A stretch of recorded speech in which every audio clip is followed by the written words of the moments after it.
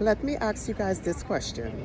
Have you ever worked on a job where there's no clocking time, no clock out time, and no salary? Well, let me tell you about this job. And this job is a homemaker slash housewife.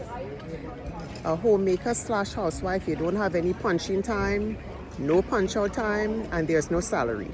Okay, but yet you are working behind the scenes, right? Because you're raising future doctors, lawyers, politicians, mechanic, pilot, you name it. But it's a job that is looked upon like maybe it's insignificant. You know, some people look at housewife or homemakers as you're just watching TV all day, eating potato chips, you don't have anything much to do. And that really is far from the truth. Okay, but don't worry about all of those things. Keep raising your family and working from the background.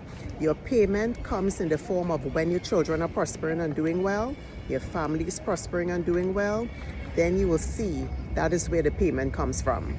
Okay, so don't worry about the job being insignificant, you feel unappreciated, because I was stuck there for a while, not feeling appreciated for the job I was doing.